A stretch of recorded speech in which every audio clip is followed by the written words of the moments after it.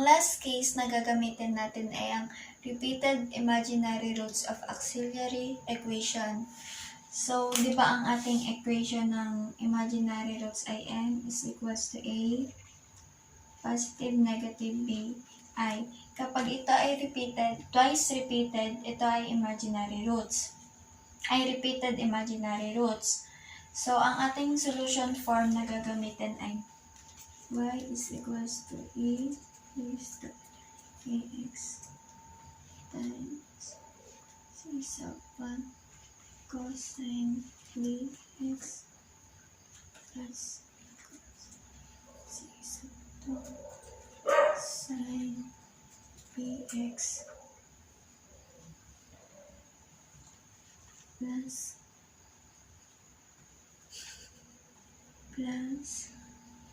x is raised to ax sub 4 cosine bx plus c sub 5 sine bx plus x squared ax times c sub ito pala yung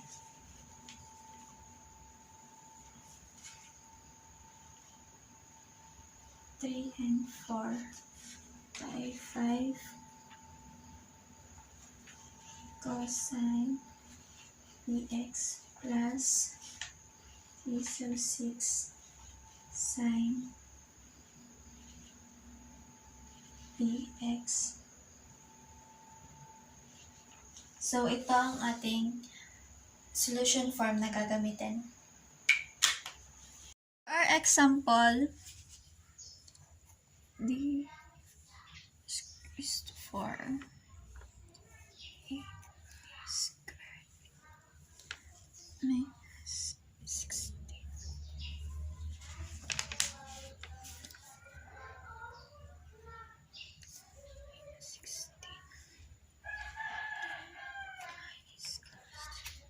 So, ito ay naka-differential operator. Kapag ginawa natin siyang auxiliary form, ito ay magiging m raised to 4 minus 8 m squared minus 16 equals 0.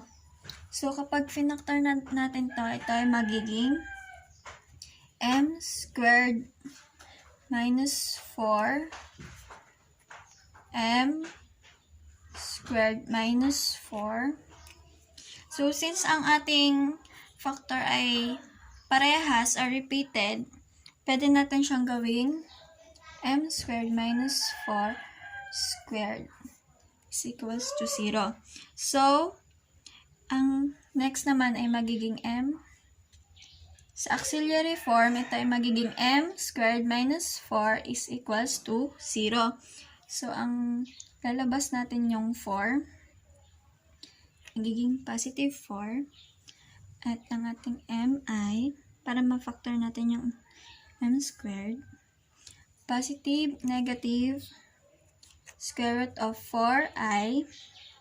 So, ang magiging sagot, ang ating magiging m dito ay square root ng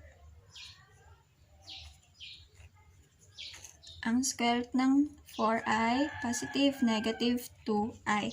So, therefore, ang ating a ay 0 at ang ating b ay 2. So, saka natin siya ilalagay sa ating solution form, which is y is equals to e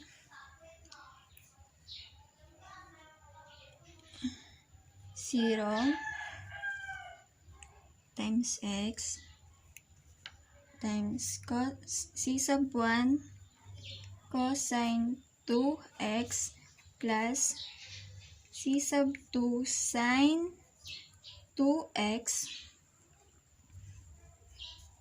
plus x times e raised to 0x times c sub 3 cosine 2x plus c sub 4 sine 2x. So, pwede naman natin ito i-cancel kasi pareho lang. Ito.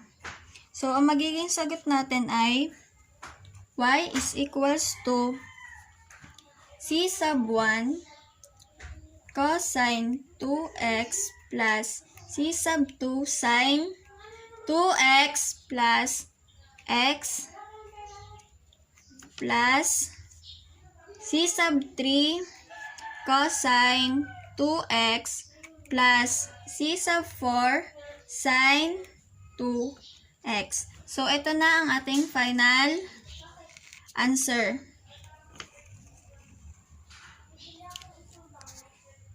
So, ito ang final nating answer.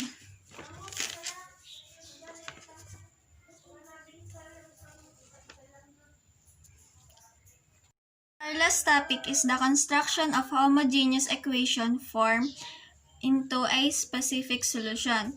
So, yung ating final answer kanina ay gagawin natin sa differential form. So, for example, y is equals to c sub 1 e raised to 3 times plus c sub 2e raised to negative 5x. So, ito ay case 1, di ba?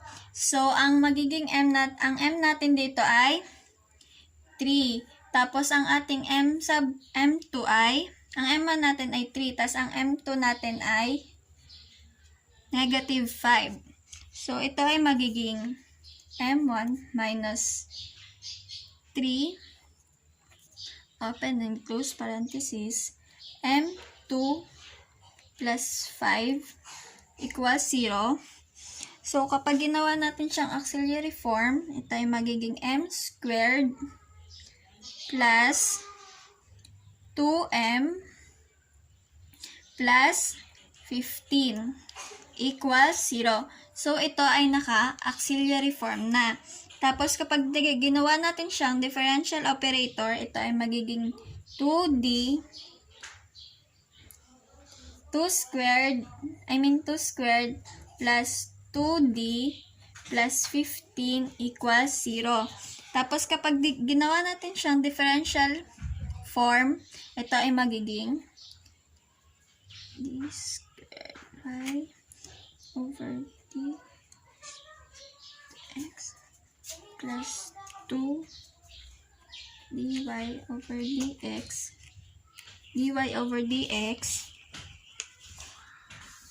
over dx plus 15y equals 0. So, ito na yung magiging sagot natin. Ito na yung final answer.